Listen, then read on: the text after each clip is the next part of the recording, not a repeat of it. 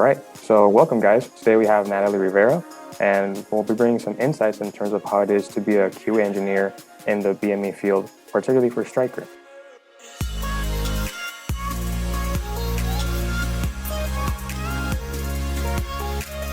Now you're a Q&A engineer. How does it feel like working Q&A? What is a typical day for you? Well, let me start actually. So I never thought that I would be in quality at all. I think that it's a field that, at least personally, when I was at FIU, it didn't really get broadcasted as like a potential role that you could have as a BME, because I feel like all the classes are always focused is on product development and R&D and product development, and it's like that is an important field for sure, but it's not everything at all. And yeah, so I literally stumbled upon quality engineering and the quality role. But what do I do? I mean, so I start right out of FIU. I graduated April 2020, so in the middle of the pandemic, which was really weird, and I couldn't find a job for a few months. And so I moved to Tampa, and I found a startup, which again was another thing that I never thought I would work for. I always said I'm never going to work for a startup. Like, I want a big company, because I didn't. I was like, I want money. Like, I'm not, I don't know. I was worried about the salary, but which it was not an issue with the startup that I worked at. But yeah, I stumbled upon that role for the startup in one of these career pages. I forget which one it was, but it's like one of the job posting sites. And they had recently fired their quality engineer, and they were looking for someone.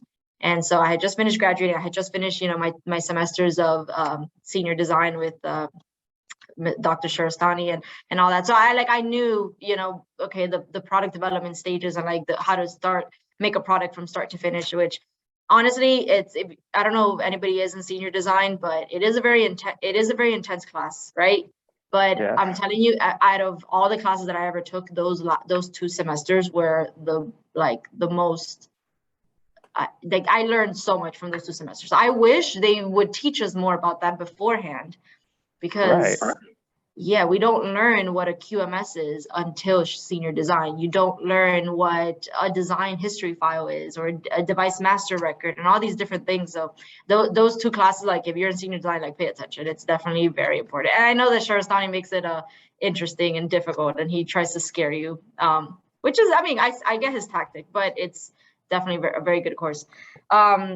So anyways, yeah, I started there, and I would do everything. And so I got a lot of experience from that. Like, if I handled every complaint that would come in from the device. And so when a complaint comes in, you have to determine if there's any injury to the patient, what's the harm, and what's the severity of the complaint. And then there's different regulations in Europe and in the US for reporting complaints. And then you have to determine, okay, what are we going to do? Are we going to investigate into what happened with this? And then if you do, you have to document all that. So I handled complaints. Whenever we received product from the manufacturer, like brand new product that we're going to, package and send off to a customer, you do inspections. And if any of the products failed inspection, that's considered non-conforming. So then, we have to determine, what do we do with that product? Do we rework it? Do we say that we can use it as it is? So I do some of that. I maintain the quality management system, which is basically where all the information for all the products are housed, and it includes, the design history files of things. You have to have suppliers that you use. Everything needs to be approved. So I would also handle supplier approvals, audits. I definitely led a few audits for certification for Europe, as well as, for the US. I'm trying to think everything that I did there, but it was a very broad experience working for a startup. I guess first of all, thank you, because Q&A is what keeps R&D safe. Yeah, I know that's always the joke, that nobody likes quality engineers, but Well, yeah, first of all, thank you, because Q&A does keep R&D safe. Otherwise, we would be doing whatever we want, and we don't want that. Mm-hmm. But second of all, I guess there's a lot of time management, and as well as management systems with Q&A. Since from what I understand, you guys are involved in several projects at once, or might be involved. Exactly. And in the startup, I only focused on one medical device because it was a really, really small company. It was only 5 employees. But then when I transitioned to my role now at Stryker, it's, I work in the spine division in Virginia.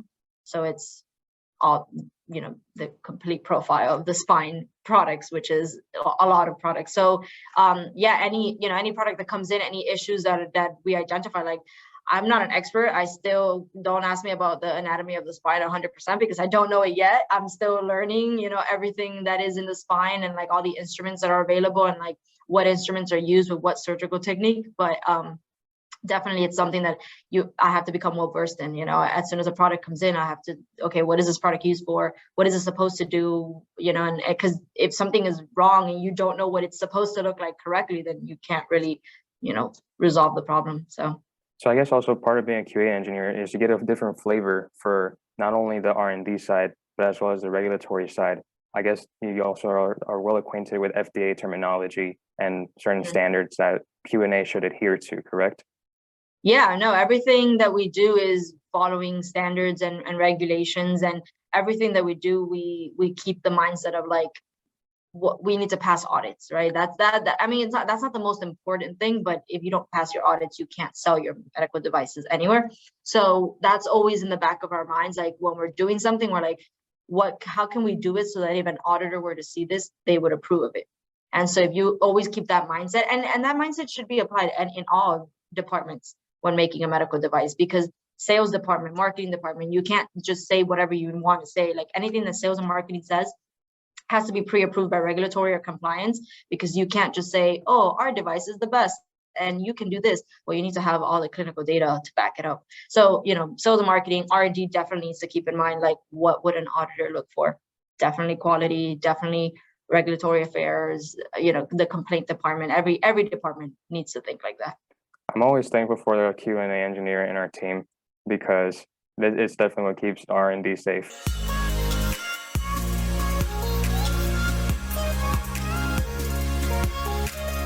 By the time you were applying to other companies, so I remember you mentioned a startup.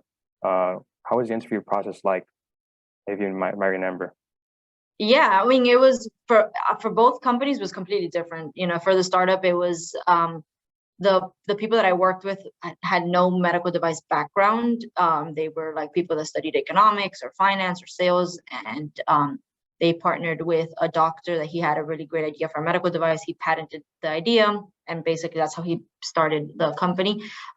So the interview was a little bit more like, I like, it was kind of me showing off, like, what do I know as a recent BME graduate, and like kind of just spitting out all these terms that like I said, I learned in senior design. Like that was if I hadn't had those classes, like I would not have known them. And like, so it was just them asking me like, do you know what a QMS is, or a design history file? And I was like, yeah, I just did my capstone project. Let me show you what I did.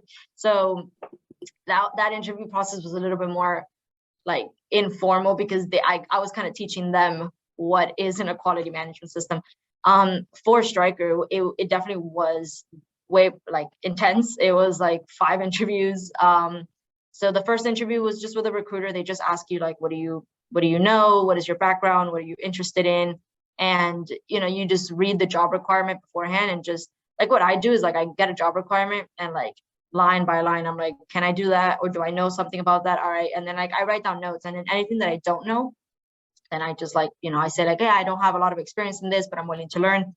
So then you talk like that with the recruiter, then they reference you to the manager that's hiring. And so that interview is a little bit more technical for sure. And they definitely asked me like, if you were in an audit, and this was the issue, like, how would you resolve it? Or, if you're presented with this complaint, what would you do? And just asking me like, what are some of the standards that and, how are they applicable to the medical device industry? So very more technical for quality. And then after that, I had an interview it was like a round, like with 3 different people, 3 different managers, and they all asked me different technical questions and also personality questions. Because they want to know who they're hiring and right. what your personality type is. And then I also had an interview with like a third-party company that they hire that does like purely behavioral questions. Like it's like this rapid fire interview with no feedback. So you don't know, like there's no right or wrong answer, but you also don't know if the answer that you're giving is going to give you the job. So it was completely different. It was very long. It took like almost 2 months. But yeah, it was worth it. Awesome. So from what I understand, because I applied to some startups when I was here in FIU. I'm still here though, Yeah. but when I was undergrad, and the dynamic is different. I think you definitely follow more layers when you get a very structured, high cap company, Mm-hmm. bigger market cap company that's more established versus a startup. And in one sense, you could leverage both ways because startup is, well, most people, they just like getting in early for the stock options, but Yeah. but at least for a learning experience, it's a nice learning curve because you can really leverage that growth in terms of what you learn at a startup. Yeah, no, and I definitely would not discourage anybody to not work for a startup. Like I had the mentality of like, I don't want to work for one because I thought it was going to be a lot of work because I always thought of startups as like you're working 24 hours a day, like you have to dedicate your life to the startup, and like it depends on what stage of the company, you know, the startup is in. So when I joined, the startup had been open for like 2 years, almost a year and a half. But the product is pretty well developed. Like as soon as when I started, the product had just been approved by the FDA like 2 months before me. So then when I joined, I worked to help get it approved in Europe and in Australia, Japan, Canada, like a bunch of other countries. But the experience that I got there was like incredible. Like I would not have gotten that experience working for, like if I would have worked for Stryker straight out of college, because I would have just been kind of stuck in just one role. But in the startup I was able to give input to sales and marketing. I was able to be part of R&D. I was able to go out into the field and like go to hospitals. I was able to also do quality, do regulatory, just and it was just a level of experience that I never would have gotten if I worked for a big company. So if you don't get hired by the bigger companies, because it's definitely hard to get hired by the bigger companies because they don't answer your applications. And I've if you looked at my resume, like I interned at Boston Scientific and at Zimmer Biomet, and I'm not working for them because they never answered anything. And I was like, I interned for you, and like I would reach out to my old bosses, and they would be like, yeah, we're gonna recommend you, and they answer like 6 months later, like, oh, are you still interested? And it's like, no, I already have a job, you know. So don't get discouraged if the big companies don't hire you. Like apply for the smaller ones for sure. Yeah, the applicant tracking system doesn't discriminate. If you don't make the certain threshold, it'll just cut you for most of the time, and you won't even know, and they won't even know either. Yeah, I know.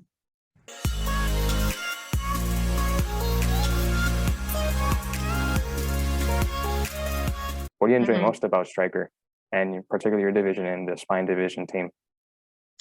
What I actually like about this division is it used to be a small company, right, called K2M. And then they got bought by Stryker around 4 to 5 years ago. So a lot of the people that I work with have worked for this K2M company for years. So they've been here for 20 years or, you know, so it's a very like nice family oriented environment, which is not something that you get in a lot of companies. But obviously like transitioning from the startup to Stryker, one of the things that I love the most is the support that I have.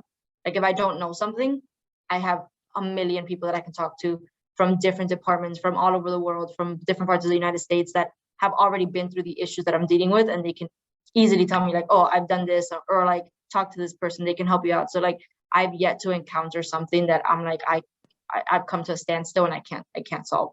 So I definitely love that about the company. I think one of the strengths with going into a bigger company, because I had an internship with Boston Scientific, is that there's a support system involved.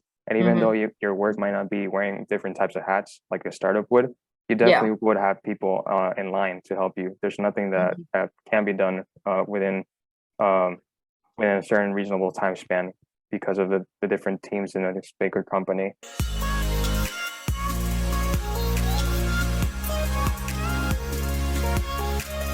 When you did your interview with Stryker, did you negotiate your salary? I didn't, because they gave me a really great deal. So I was like, I'm happy with this. But you can definitely negotiate salary. I definitely negotiated my salary when I worked at the startup, because I like did the market research and I said, okay, this is how much a entry-level biomedical engineer should be making. This is how much you're offering me. Like, can we meet in the middle? And my boss appreciated that. Like, I brought in some facts to like negotiate with him, and we ended up doing like a plan that like depending on my performance, he would give me a bonus every quarter and things like that. So like to meet the salary expectations that I wanted. But I mean, I am a huge negotiator in life. I always think things are expensive. I'm like, lower the price. So yeah, definitely don't be afraid to negotiate. That they're used to that. Like they're not. And the worst that they can tell you is no. You know, that's how I see it.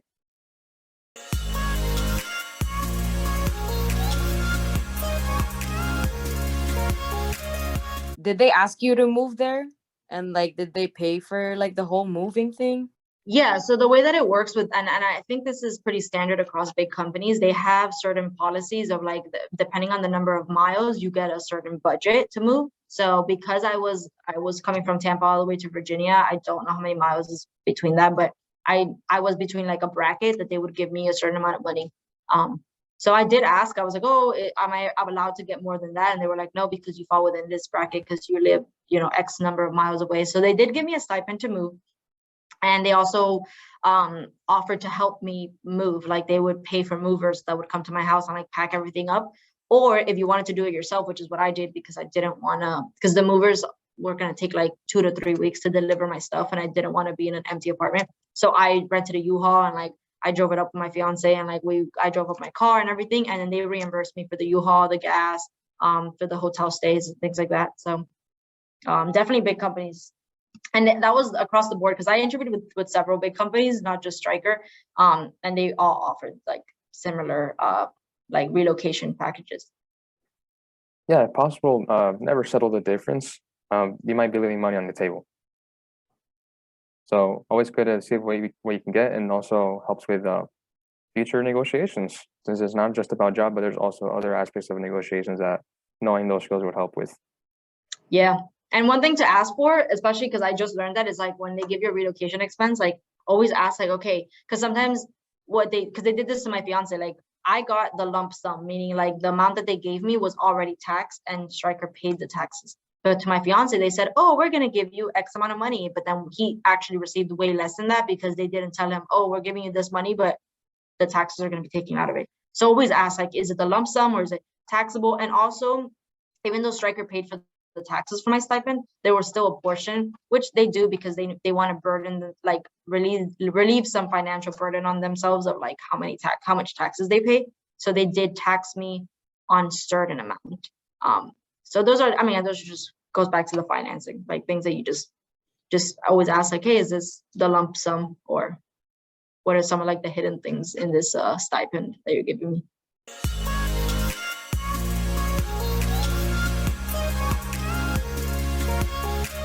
What are some functions or career pathways that Q&A can transition into? I think you mentioned pre-market Q&A as well as post-market surveillance. What is that insight like? Yeah, so you can, if you start in quality, there's different roles in quality. So you can be post-market, which means the product is already in the field and being sold. And so you deal with any issues after it's been developed. So that's, yeah, like that's more quality assurance. And then you could be quality for new product development. So you're going to be the one making sure that the product is compliant to regulations and things like that prior to it going to the market. You could work in post-market surveillance, which is the complaints team. So that's also, they receive all the complaints from the field. They also are the ones that are, interacting with the customer sometimes, or interacting directly with the sales reps or with the surgeons and getting all that feedback. You could work in as a clinical specialist, so like collecting all the clinical data to get products either approved or to continue, because you never really stop following up on a product. You do a lot of research for it when you're trying to develop it and put it out in the market, but once it's out in the market, you have to be constantly monitoring the market and monitoring the data and the complaints and trends and all that, because you need to make sure that your device was safe when you released it and that it continues being safe, for the rest of its lifespan. So you could be a clinical specialist. You could be what's called a microbiologist, or different companies call it different things, but microbiology is basically, and you don't always need to have a microbiology degree to be in this. It's like sterilization of the products. So yeah, you can work on making sure that, the sterilization process is validated, the cleaning processes are validated, and you're constantly monitoring the cleaning processes. And I'm sure there's much more that it entails, but that's just like the gist of that role. What else? You can be in compliance, like legal compliance, and just that one's pretty self-explanatory, just making sure that what you're saying, you're not going to get sued or that, you're not going to get in trouble with any regulatory bodies.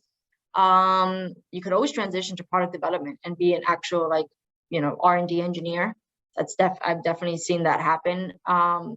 You can transition to sales and marketing easily, for sure. Yeah, like, I mean, it's especially because if you're quality, like, the rights and the wrongs of a medical, like what you shouldn't and should not do. So that's applicable to so many different departments. So the sky's the limit from what I understand. Yeah, it just depends on what you want to do, and then also just connecting with the right people.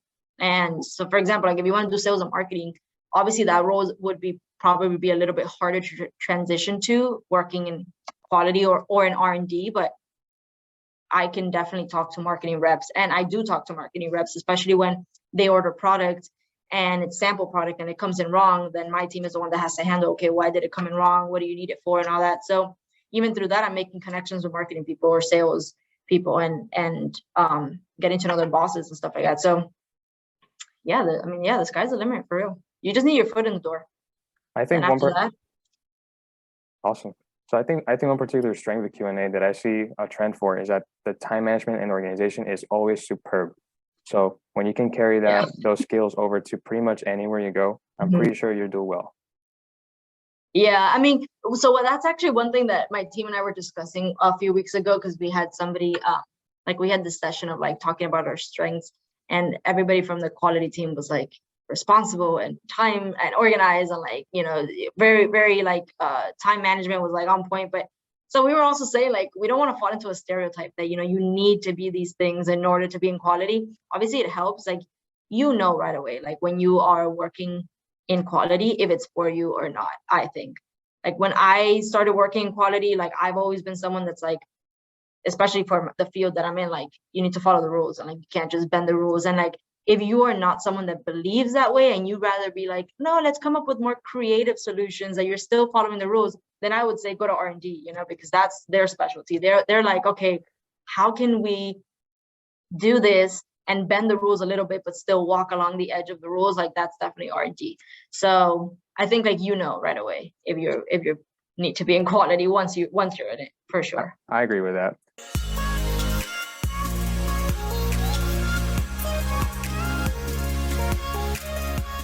Do you have a career trajectory? If so, do you have an idea of what it would be? Yeah, for career trajectory, that's actually a topic that I was talking with my boss about a few weeks ago, because I wanted to know, I wasn't sure. Like I've always said I want to be a manager and then go into leadership, but I've never really been a manager, right? Before, besides like, I was like the project lead for my senior design team. I was some leads in the startup. And so I have had a few managerial roles, but so that's what I say that I want to do. But honestly, working for a company like this, like there's so many different options and so many different departments that right now, I like quality and I think I'm going to stay here. But I actually just like had a course today for like an intro into regulatory affairs, and I was like, maybe I'll be, I'll like that, or maybe I can transition, because right now I do quality for product that has already been developed and it's being sold, so it's like post-market. Yep. But there's quality for new product development, so it's like maybe that's a role that I would want to transition to. So right now I'm kind of keeping my options open to see what I like, and then see if I really want to transition into that leadership role or become a subject matter expert, because and there's more paths that you can take, but usually those are the two paths that people are given. Like, do you want to become an expert in what you're doing, or do you want to know a little bit about a lot and manage people? So I'm still deciding which one I want to do. I'm in the same part as well. I'm not sure what I want to do, but I think that keeps it fun. Yeah, and also, sometimes, I'm just gonna see where my career takes me. And I've been here at Stryker, it's gonna be 4 months and some, almost. So hasn't been that long, but already like I'm like deep in my tasks and my job, and I can definitely see like growth in this department. But I'm getting to know so many different people from so many different departments, so we'll see. I think variety is a spice of life in that sense, and I'm glad Q&A does get a lot of spice.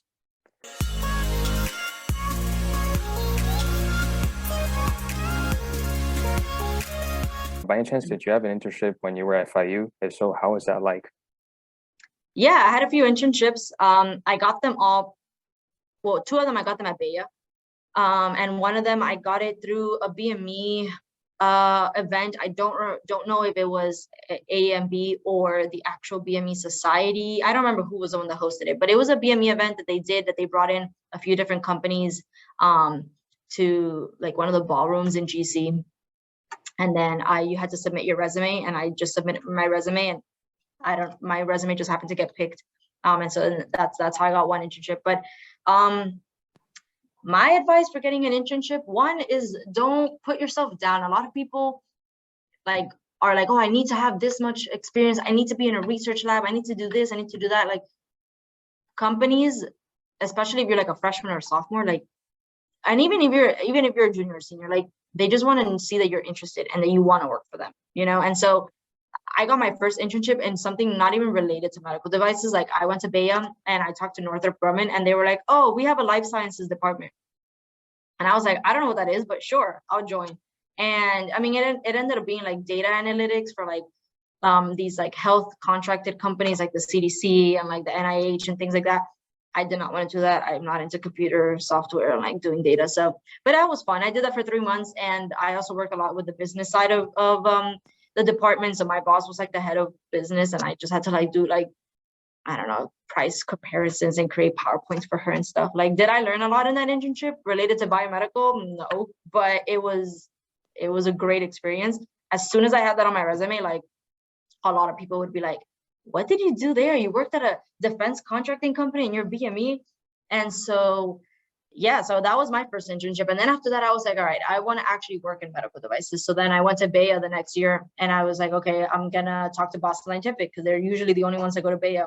And yeah, I just expressed my interest in the company, and I said, okay, I want to work for, and I had narrowed down what department I wanted to work for. And originally I said I wanted to work in urology. And then the department right next to urology in the same building was endoscopy, which is the department that I actually ended up getting the internship for. But I just went up to the recruiter and I said, I want to get a job and I want to work here. I think it always begins with a conversation. Most people, they auto reject, and I now that I've gone through their process, I just don't understand why. You're just one conversation away from getting an internship or from getting a job. You just need to have those connections.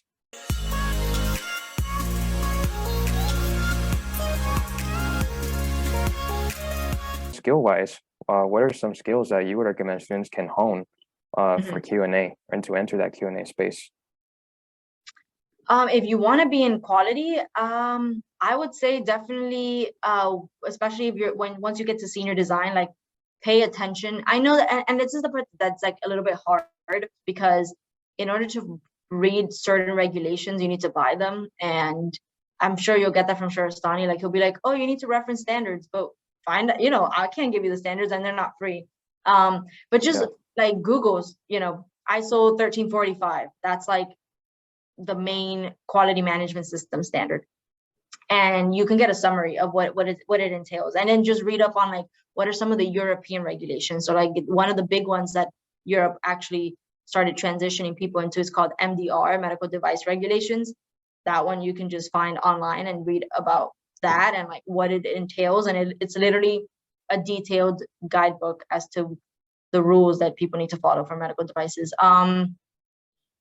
I would say that, like, if you've never had experience in that, just read up on these things, learn like some keywords like that go into making a medical device, which again, you learn in senior capstone project, like what is a design history file? What is a device master record? What is a device history record?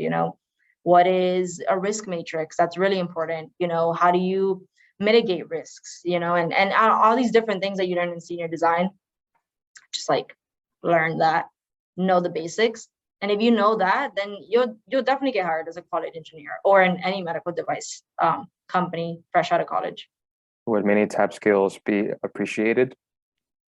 I haven't used Minitab, but I do know people use it. So yeah, if you want to get, so obviously any software or any program that you could get certified in or even learn about, for sure is a plus. Like, definitely, I know that BMEs right now, we don't get SolidWorks at FIU, which I don't know why, because we should. But if you have the opportunity to do get SolidWorks certified, or even just start learning about it, like that definitely helps, especially if you want to go into the R&D role. Yeah, definitely Minitab if you want to, for sure, to analyze statistical data. I'm trying to think, every company has different programs. So honestly, it's also like when you enter a company, they're going to teach you their programs. But as long as you show that you have interest and that you have some prior experiences, like with different softwares, then like MATLAB, like I know that we learned that, or like I said, SolidWorks, or any CAD modeling program, to be honest. For sure, yeah, Minitab. I'm not sure what are the softwares, but because like I said, companies will teach you. That's right. I think more on the networking side, once you do get the job, yeah, it's part of you to continue the momentum and keep learning, because chances are you'll probably have to relearn a new software that they're using specifically for that company. In my case, it was SolidWorks. I had to relearn SolidWorks because I already knew Fusion, but the package is different just from company to company. However, more than just knowing what you do know is, I would say, having an aptitude to, or the initiative to learn new things. Yeah.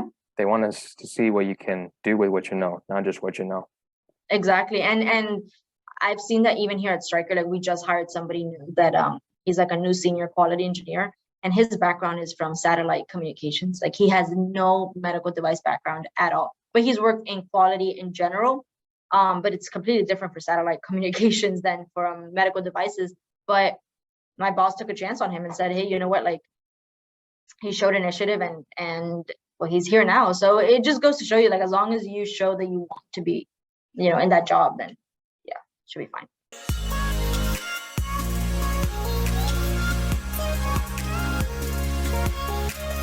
I remember you mentioned senior design as a very important moment. Would that still be your moment, or is there another important moment within FIU that you remember?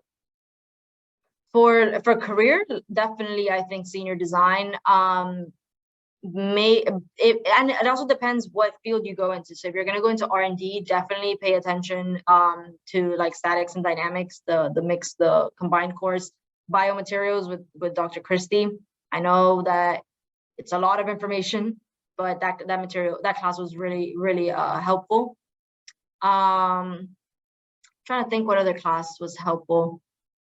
Besides senior design, yeah, every other class. Yeah, no, I haven't really used much, but I think those 3 classes for sure are like.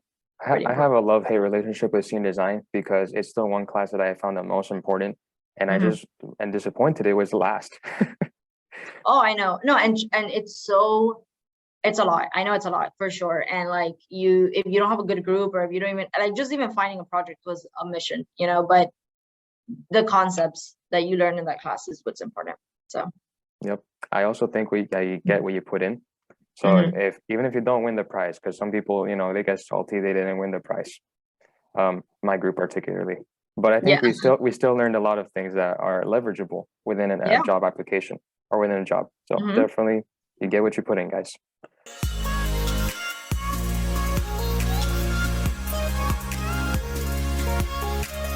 What's your funniest professor moment?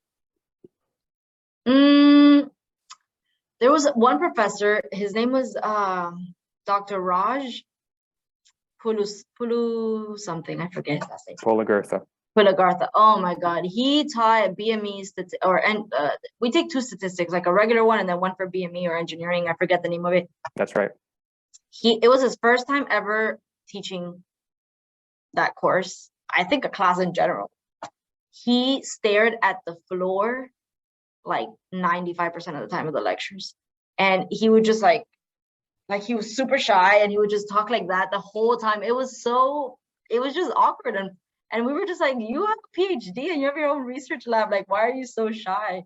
So that I would never forget that professor.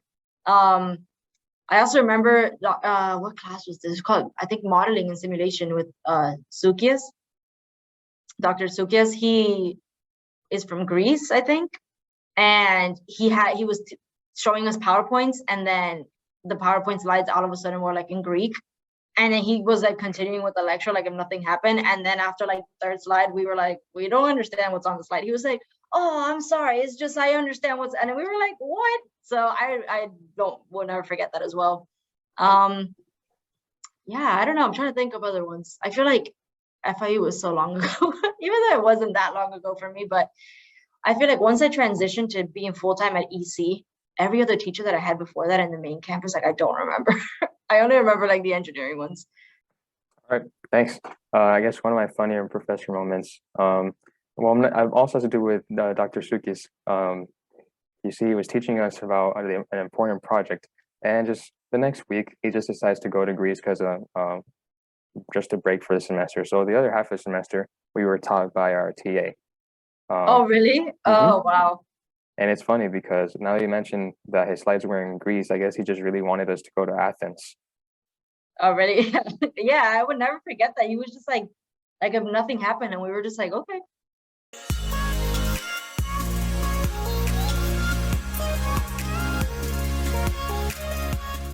If you could give your past self any advice, would you know what to give yourself, or what would it be?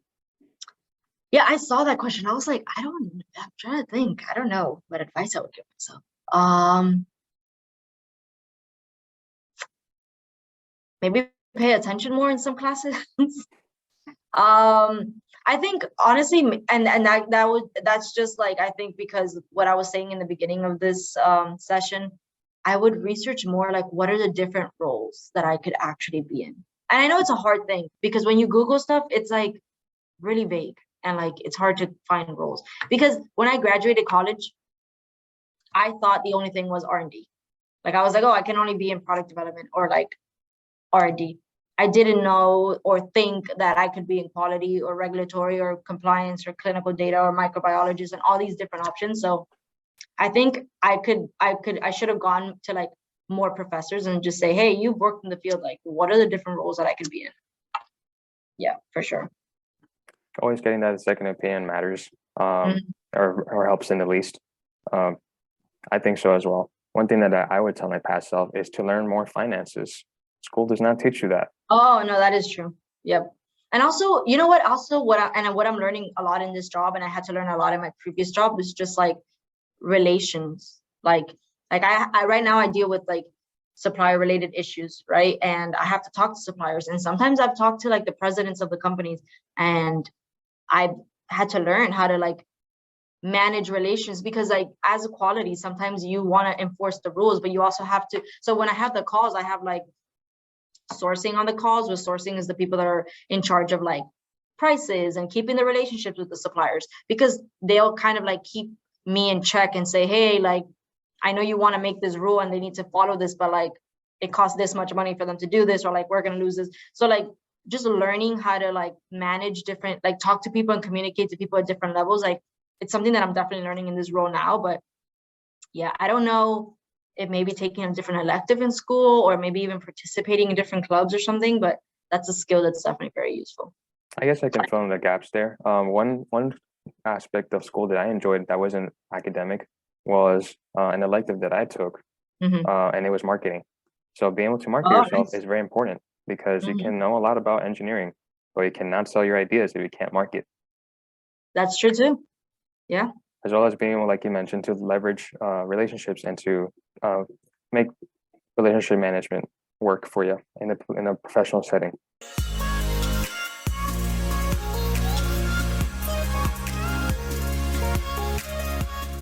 So when you were graduating, did you consider moving into grad school? What were some factors you were thinking about at the time?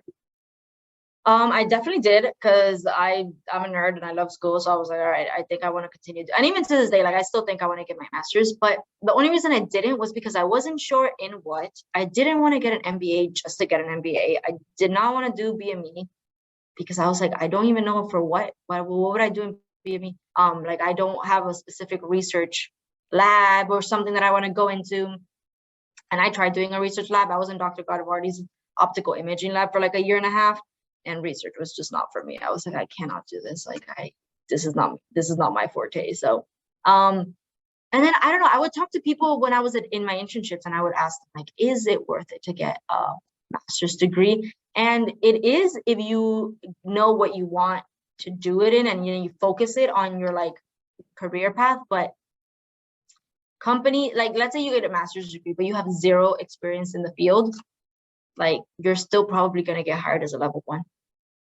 So it's just like, I was like, so why am I going to spend 2 years of my life plus this amount of money to still get hired at the same level as somebody that like didn't get a master's?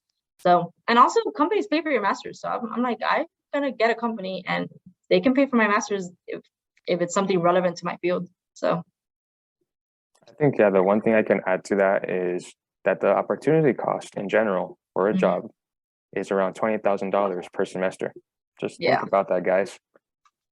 Entry level, let's put it a random number, 60,000 entry level. Seems like a reasonable estimate. 3 semesters, 20,000. Yeah, no, and 60,000 is not with, before taxes. So after taxes, after 401k, after all that, you're not going to see that much. So okay. It also depends what state you live in, right? So I live in Virginia now. I used to live in Florida. The taxes here are higher, which I learned because I just filed my taxes. But they also pay you a little bit more here because the cost of living is more expensive. Yeah, so I guess it ties back to finances, not taught in school. Yeah, you should learn that. Yeah.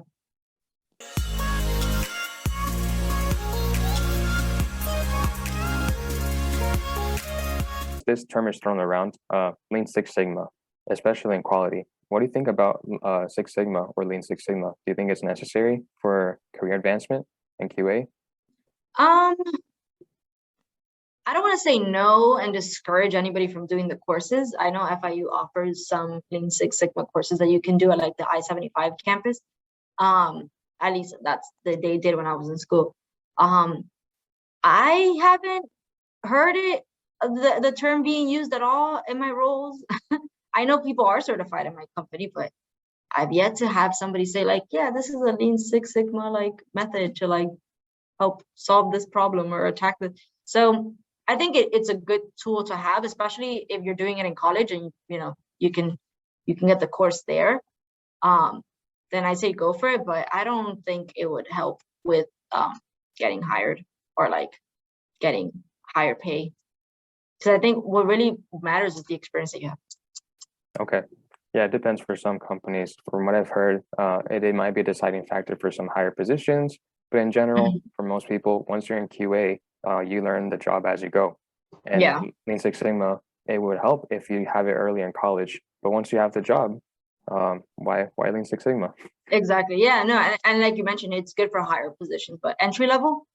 And also, if you get into a job, like they can sometimes pay like for your certifications if it's relevant to your position.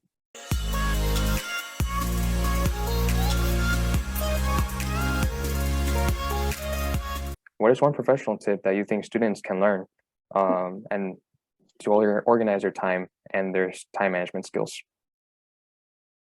Time management. The way I organize my priorities, and I'm not personally, but like in my career, it's like how important is it, and also how does it impact the business? Because sometimes you do small tasks that are just like meager tasks that you can do super easy, and like those are good to do when you're feeling unproductive and you're like, all right, let me just get these done, and then you feel like, oh, I've accomplished so much.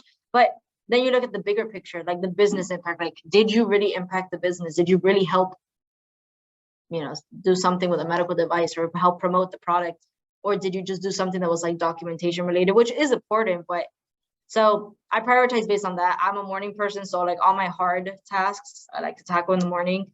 In the afternoon, I'm like, yeah, just give me the documentation. In life, I mean, depending on what I'm doing, I'm a big planner. I just like plan out my day, like not my day to day. That's a little too much. But like going on trips and stuff, like I don't know, I plan my days out. But definitely at work, yeah, I prioritize based on the level of like necessity, like the need for the task, and how is it going to impact the business. Yeah. Okay. Yeah. So I guess I also do the same. I just take the hardest task out of the day, usually around 10 o'clock in the morning. Is the best time for me from what I've learned. And then the rest of the day just hit singles, and then try to get the double and the triple in the morning. You don't know, you'll never know which one is a home run.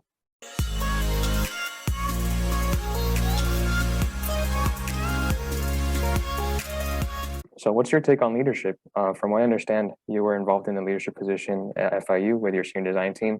What did you learn from being involved in leadership, and what do you recommend other students can do to cultivate that aptitude?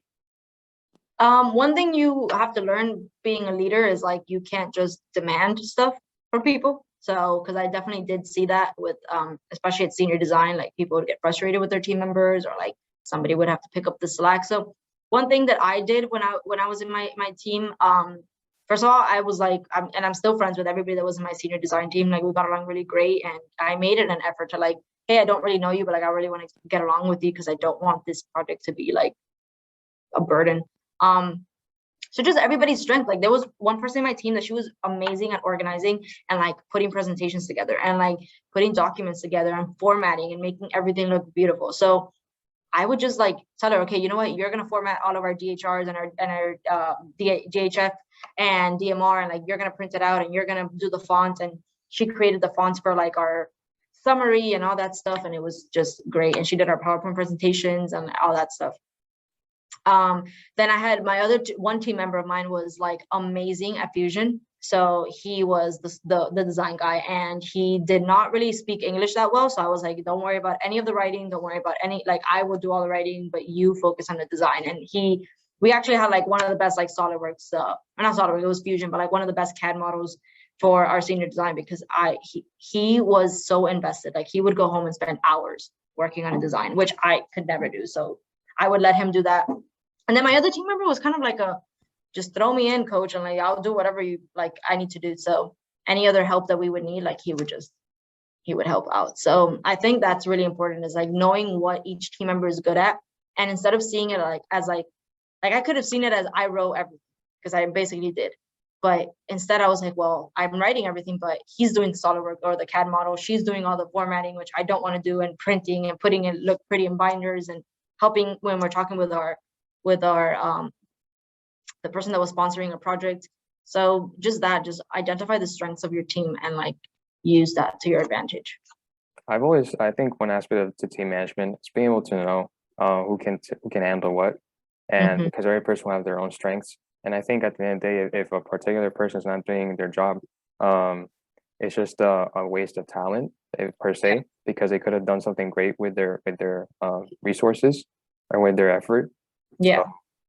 So yeah, and it's also helping people like push them out of their comfort zone a little bit. Because like I said, one of my team members, English was not his first language, which is a lot of the case. Like a lot of us are Hispanic at FIU. Like just from the last names here, maybe like I figured most people here are Hispanic. So obviously English sometimes not their first language. But I told them, I was like, look, like you need to practice, obviously, because you're gonna be living in the United States and you want to get a job in the United States. As an engineer, you're gonna have to present your ideas. So I worked with him to like work on his presentation skills, and like we would practice and time it, because everything is freaking time. The Shurstani, it was like you have to do it in this time.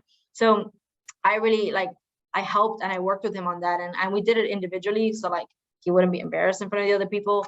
And yeah, I mean, it ended up being a great thing because we all presented and everything ended up like being really great. So definitely like helping people push out of their comfort, and also taking like constructive criticism or feedback or whatever. Like, hey, is there anything that I'm doing wrong, or like anything that you guys don't like about how I'm handling the project?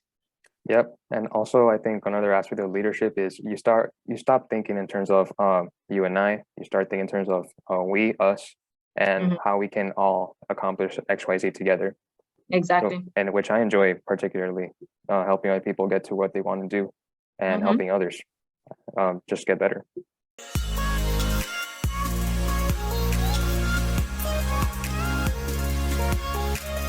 Do you read any self-improvement books? If so, which one book that would be on your stand? Yeah, so I saw that question. I was like, that's so funny, because I want to start reading self-improvement because I love to read, but I read like, I don't know, non or fiction, maybe biographies, but like I love fiction. So I'm like, I want to start reading more self-improvement books. I read a lot of articles, like definitely like all these little articles that on LinkedIn. Like I am a sucker for all of those, but I want to read more self-improvement books for sure. So may I give some recommendations? Yeah, sure. So a couple of books that I enjoy particularly is The Subtle Art of Not Giving a Fuck by Mark Manson. I've heard about that one. Yes. Okay. definitely. and James Clear, Atomic Habits. Really good books. Okay. Yeah, no, I definitely want to read more. I have heard about the first one, so I'm definitely going to read that one for sure. Okay. Mhm. All right, you're welcome.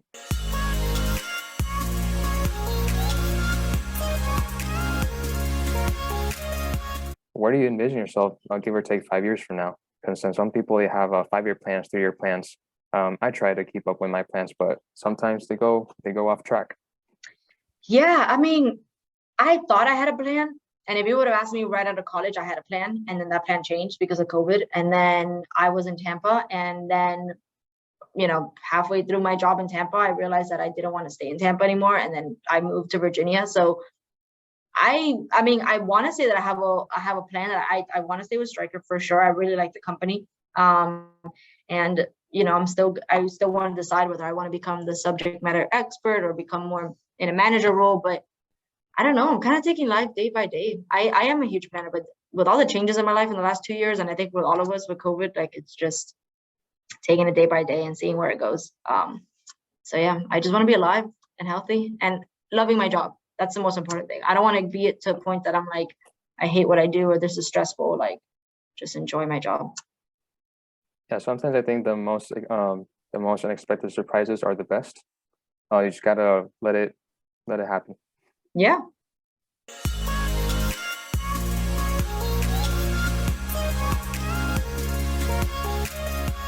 How would you want your impact to be remembered?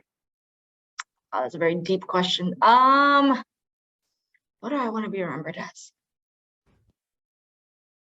Maybe like I don't know, maybe a team player. Like I want everybody to remember me. Like we loved working with Natalie. Like she was great, and any issue that we had with her, like we would work together to come with a solution.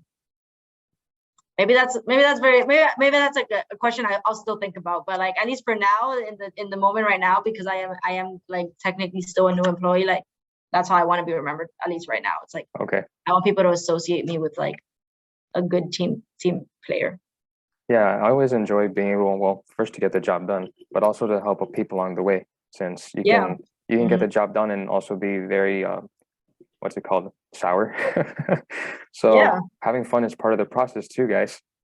Exactly. No, and I want to be I want people to like, because you always hear it when you start working somewhere, like, oh my god, that person is amazing, like no matter anything that you need, like go to them, like they'll definitely help you. Like I was like, I want to be one of those people that if people, or even a new person, or even a person that has been with the company for years needs something, they're like, they think about me and they're like, you know what, I worked with Natalie before and like she was really helpful, and and I'm trying my best to like be like that. So I think I would want to be remembered like that. I think it's a journey everyone goes through together, or well, not together individually, but together in terms of collectively, everyone goes through that. So it's always great to always hear from other perspectives and be able to enrich our own as well. All right. Thank you, Natalie. I guess we're good for today. We want to thank you for your time and for your incredible insights in terms of what it means to be a Q&A engineer. And hopefully we'll stay in touch soon. Yeah, no, for sure. And obviously, like anybody, just always keep monitoring the website for any company. There people are always hiring, and just apply. You never know. You never know where you're going to get.